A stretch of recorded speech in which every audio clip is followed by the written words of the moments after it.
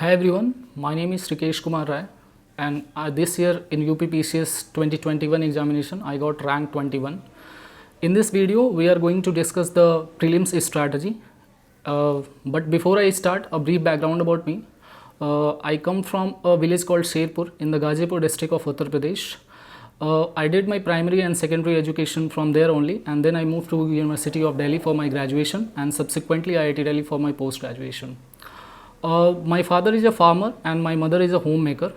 So this was my brief background, and my optional is chemistry. So coming to prelims, तो prelims की strategy मैं इसलिए share करना चाहता हूँ कि मैंने यूपीएससी सिविल सर्विसेज और यूपीपीसीएस सिविल सर्विसेज दोनों के अटैम्प्ट्स दिए हैं, और शायद ही कोई ऐसा अटैम्प्ट है जिसमें मेरा प्रीलिम्स क्लियर नहीं हुआ है. I cleared UPSC civil services prelims 4 times and I cleared UPPCS prelims 2 times. तो ये वीडियो जो है वो स्पेसिफिकली प्रीलिम्स के लिए रहने वाली है. बाद में mains answer writing and chemistry optional के लिए मैं अलग से 1-2 वीडियो बनाऊंगा जो आपको यूट्यूब के डीकेटी के माध्यम के थ्रू मिल जाएगा. ठीक है. तो प्रीलिम्स की स्ट्रैटेजी की अगर बात करें तो प्रीलिम्स में कुछ 4-5 कंपोनेंट्स ऐसे हैं जो कि बहुत ही एसेंशियल होते हैं अगर आप प्रीलिम्स क्वालिफाई करना चाहते हैं. ठीक है. पहला उसमें यह है कि आपकी जो बेसिक बुक्स हैं, बेसिक बुक्स आपकी एकदम क्लियर होनी चाहिए. क्लियर मतलब कि आपकी उस पर बहुत ज़्यादा अच्छी कमांड होनी चाहिए. ये प्रीलिम्स के लिए बहुत ज़्यादा नेसेसरी है. तो एक बार मैं आपको बुक लिस्ट शेयर कर दूंगा.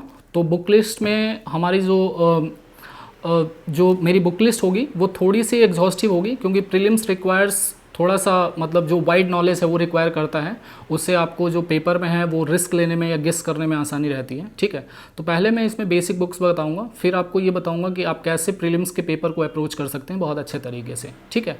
So if I start about the prelims basic books, तो अगर आप यूपीएससी सिविल सर्विसेज और यूपीपीएससी सिविल सर्विसेज इन दोनों की तैयारी अगर साथ में करते हैं तो जो एक अप्रोच का तरीका है प्रीलिम्स के लिए वो थोड़ा सा डिफ़र कर जाता है यहाँ पे, क्योंकि यूपीएससी सिविल सर्विसेज में जो प्रीलिम्स का नेचर वो काफ़ी ज़्यादा एनालिटिकल आता है. आप एनालिटिकल माइंड अप्लाई करके अगर आपके पास थोड़ी सी कम इन्फॉर्मेशन भी है तो एनालिटिकल माइंड से क्वेश्चन सॉल्व हो जाते हैं.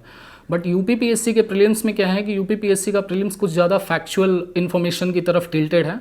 तो उसमें जो आपको थोड़ी मतलब रिगरस पढ़ाई करनी पड़ती है, और जो फैक्चुअल इन्फॉर्मेशन है वो आपको एक्चुअल में याद रहनी चाहिए रदर दैन कि आप अपना माइंड अप्लाई कर रहे हैं वहाँ पे. ठीक है. तो जो बेसिक बुक्स हैं, सबसे पहले हैं हिस्ट्री पे आते हैं. तो हिस्ट्री पे एंशिएंट एंड मेडिएवल हिस्ट्री के लिए मैंने तमिलनाडु बोर्ड की एनसीईआरटी पढ़ी थी बेसिक्स अपने क्लियर करने के लिए, बट क्वेश्चंस वहाँ से बहुत ज़्यादा नहीं आते हैं.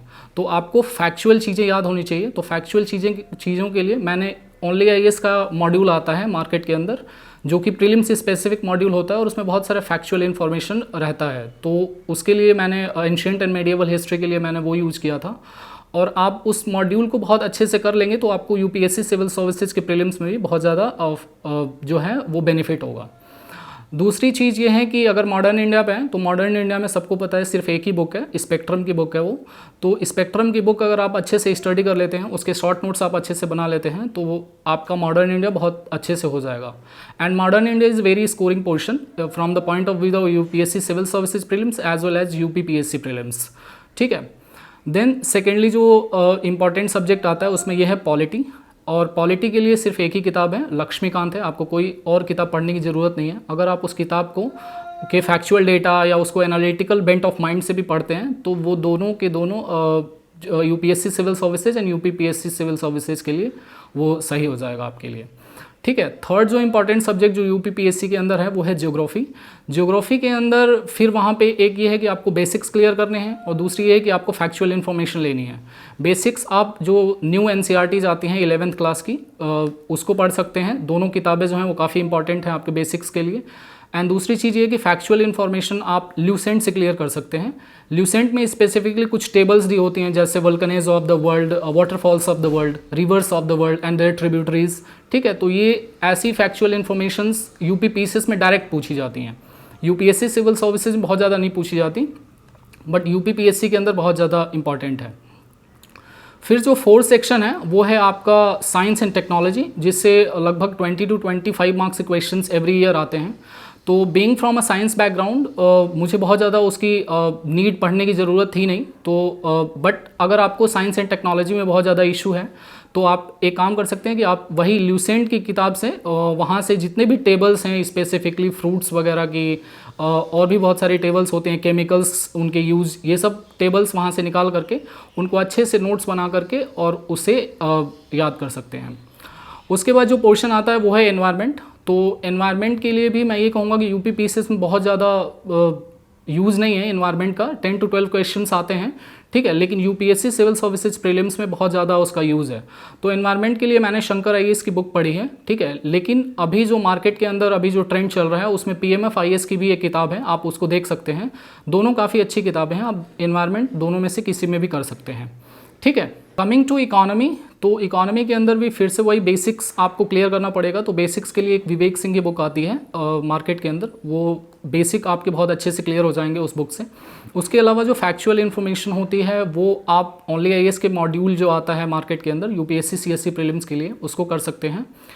और एक चीज़ और कर सकते हैं कि यूपी गवर्नमेंट के जो डेटा आते हैं like UP economic survey, UP budget, आप उस पर थोड़ा सा ध्यान रख सकते हैं, क्योंकि क्वेश्चंस प्रीलिम्स के अंदर यूपीएससी सिविल सर्विसेज में यूपीपीएससी प्रीलिम्स के अंदर कभी कभी उत्तर प्रदेश के डेटा से क्वेश्चन आ जाते हैं। तो अगर आप उसका बजट और इकोनॉमिक सर्वे अगर आप अच्छे से करते हैं तो वो काफ़ी अच्छे से हो जाता है आपका।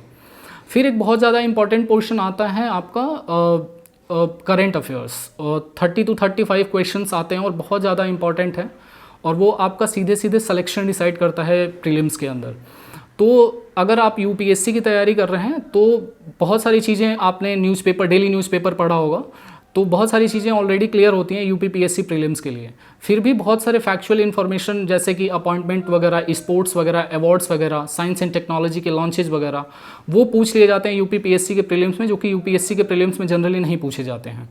तो उसके लिए आप एक काम कर सकते हैं कि एक घटना चक्र की बुक आती है ई दृष्टि करके, specifically for UP PCS current affairs, and you can also supplement that book with the speedy का करंट अफेयर्स आता है, उसके साथ आप उसको सप्लीमेंट करके पढ़ेंगे तो आपका करंट अफेयर्स वहाँ से हो जाएगा।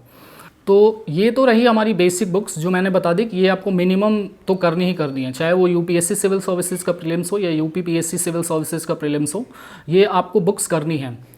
इसके बाद करना क्या है कि जब भी आप इन बुक्स को पढ़ें, आप फर्स्ट रीडिंग में आप इसकी थॉरो स्टडी कर लें, उसमें कोई नोट्स वगैरह बनाने की ज़रूरत नहीं है। बट जब भी आप सेकेंड रीडिंग करें तो उसमें छोटे छोटे शॉर्ट नोट्स बनाएं। उससे होता क्या है कि जब एग्ज़ाम का जो लास्ट फेज आता है, जब जैसे कि एग्ज़ाम अगले संडे को है और आज 7 डेज़ आपके पास है, तो उस केस में बुक्स रिवाइज़ करना पॉसिबल नहीं हो पाता है, बहुत बड़ा सिलेबस है।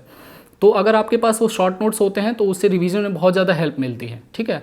तो एक बात का ध्यान रखें कि आपको शॉर्ट नोट्स एवरी सब्जेक्ट के बना लेने हैं from prelims point of view, ठीक है। दूसरी चीज़ इसमें यह है कि previous year question papers of UPSC civil services and UPPSC civil services दोनों बहुत ज़्यादा इंपॉर्टेंट है अगर आपको दोनों एग्जाम्स क्लियर करने हैं। तो यूपीपीएससी में पर्टिकुलरली बहुत ज़्यादा इंपॉर्टेंट हो जाता है, क्योंकि वहाँ से 10 to 20 क्वेश्चंस वहाँ से डायरेक्टली पूछ लिए जाते हैं, या तो उसके ऑप्शंस रिपीट हो जाते हैं या उसी क्वेश्चन को रीमॉडिफाई करके पूछ लिया जाता है। तो प्रीवियस ईयर क्वेश्चंस बहुत ज़्यादा इंपॉर्टेंट पार्ट प्ले करते हैं, ठीक है। तीसरी एक चीज़ है कि टेस्ट सीरीज़, तो मैंने क्या था कि टेस्ट सीरीज़ में मेरा यूपीएससी सिविल सर्विसेज प्रीलिम्स की ही लगाता था, मैं यूपीपीएससी के लिए कोई टेस्ट सीरीज़ मैंने नहीं लगाई है, लेकिन मैंने यूपीपीएससी के लिए प्रीवियस ईयर क्वेश्चंस बहुत अच्छे से सॉल्व किए थे।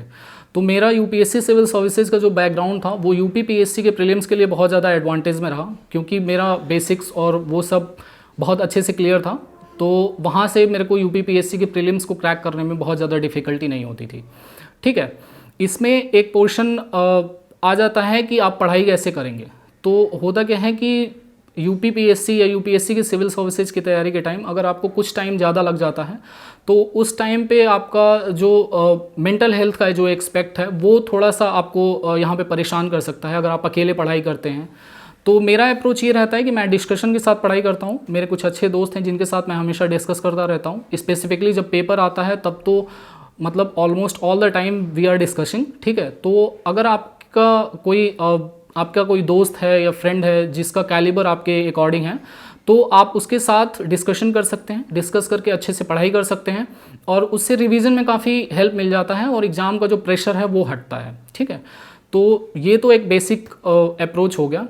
अब हम ये डिस्कस करेंगे कि इतने सारी चीज़ें पढ़ने के बाद जब आप पेपर के अंदर जाते हैं तो how to attempt the paper, क्योंकि आपने जो जितना भी पढ़ाई किया है साल भर में 2 साल में वो अगर आपका पेपर में अगर इम्प्लीमेंट नहीं हो पाता है अच्छे से तो फिर उस पढ़ाई का बहुत ज़्यादा कोई बेनिफिट नहीं है, ठीक है। तो पेपर अटेम्प्ट करते टाइम अभी क्या हो रहा है कि UPSC civil services as well as UPPSC prelims के अंदर, उसमें दोनों में पेपर जो है वो काफ़ी डिफ़िकल्ट आ रहे हैं। डे बाय डे जो एवरी ईयर क्या होता है, पेपर का लेवल बढ़ रहा है, स्पेसिफिकली यूपीएससी सिविल सर्विसेज में। यूपीपीएससी में भी इस साल जो 2022 का पेपर आया था वो पहले पेपर्स के अकॉर्डिंग थोड़ा सा डिफ़िकल्ट था। तो मतलब कि जो डिफ़िकल्टी है वो हायर साइड पे जा रही है। तो किसी को भी इतनी नॉलेज नहीं होती है कि वो उस पेपर में जाए और सारे क्वेश्चंस अटेम्प्ट कर दे। सबको अगर 150 क्वेश्चंस यूपीपीएससी के प्रीलिम्स में आते हैं तो रफली 100 क्वेश्चंस 90 क्वेश्चंस ही आते रहते हैं। बट जो कट ऑफ जाती है वो जनरली 118 क्वेश्चंस या 118 मार्क्स या 110 to 15 मार्क्स के बीच में जाती है। तो उतने मार्क्स आपको ले आने के लिए ये करना पड़ता है कि आपको थोड़ा बहुत कैलकुलेटेड रिस्क पेपर के अंदर लेना पड़ता है। और वो कैलकुलेटेड रिस्क ऐसा नहीं होता है कि बहुत ज़्यादा ब्लाइंड रिस्क आप ले लो, आप कैलकुलेटेड रिस्क लो, स्पेसिफिकली सोच के लो, सबकॉन्शियस माइंड का उसमें यूज करो, एनालिटिकल माइंड का यूज करो और उसके बाद गेस करके क्वेश्चन अटेम्प्ट करना चाहिए। मेरा अप्रोच ये रहता था कि अगर यूपीएससी सिविल सर्विसेज के प्रीलिम्स में मेरे 100 क्वेश्चंस हैं तो मैं 90 से कम क्वेश्चन नहीं अटेम्प्ट करता, मिनिमम 90 तो मैं अटेम्प्ट करता हूँ। स्पेसिफिकली अगर पूछा जाए तो मैं अराउंड 94-95 के क्वेश्चंस अटेम्प्ट करता था। यूपीपीएससी प्रीलिम्स में अगर मेरे पास अगर 150 क्वेश्चंस हैं तो मैं कोशिश करता हूँ कि एटलीस्ट 140 क्वेश्चंस अटेम्प्ट किए जाएँ वहाँ से। तो मैक्सिमम टू मैक्सिमम मैं 10 क्वेश्चन छोड़ता हूँ, उससे ज़्यादा क्वेश्चंस मैं छोड़ता नहीं हूँ, ठीक है। इसका एक पर्टिकुलर रीज़न ये है कि अगर आप कम क्वेश्चन अटेम्प्ट करते हैं तो बहुत ज़्यादा हाई चांस होते हैं कि आप कंपटीशन से ऑलरेडी बाहर चले जाते हैं, क्योंकि क्वेश्चंस एक्यूरेसी किसी की भी 100% नहीं रहती है। एक्यूरेसी या तो आपकी 65-70 होगी या अगर ज़्यादा हायर साइड पे बोला जाए तो 75-80% होगी। तो उतनी एक्यूरेसी के साथ अगर आप 100 क्वेश्चंस अटेम्प्ट करते हैं तो आपके क्या बोलते हैं 80 क्वेश्चन सही होते हैं, 20 क्वेश्चन रॉन्ग होते हैं। या यूपीपीएससी में भी अगर आप ऐसे कैलकुलेट करेंगे तो बहुत ज़्यादा हाई चांसेस है कि आप कट ऑफ के बॉर्डर पे आ जाएं, और अगर कट ऑफ के आप बॉर्डर पे आ जाते हैं तो बहुत डिफिकल्ट होता है कि आप वहाँ पे प्रीलिम्स क्लियर कर पाएंगे, ठीक है। तो इसमें यह है कि आप एक फिल्टर ऑफ क्वेश्चंस लेकर के चलें।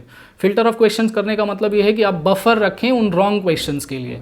अगर आपने 140 क्वेश्चन अटेम्प्ट किया, आपका मान लीजिए कि 30 क्वेश्चन गलत हो गया, उसमें से आपके 110 क्वेश्चन सही हो गए, तो 30 क्वेश्चंस की अगर नेगेटिव मार्किंग है तो अगर आपके 110 सही होते हैं तो नेगेटिव मार्किंग आपकी प्रीलिम्स के स्कोर को अफेक्ट ज़्यादा नहीं करेगी, आप प्रीलिम्स ईजिली हो जाएगा आपका। लेकिन अगर आप 100 क्वेश्चन अटेम्प्ट करते हैं, आपके उसमें से 20 क्वेश्चन भी गलत हो जाते हैं तो you are out of the prelims anyhow, ठीक है। तो ये है कि पेपर को अप्रोच कैसे करना है, ठीक है। तो ये ओवरऑल स्ट्रैटेजी थी मेरी प्रीलिम्स की for UPSC civil services as well as UPPSC prelims. If you have any doubt you can ask in the comment section. I'll try to reply that. I sincerely thanks Delhi Knowledge Track for this video. Thank you very much.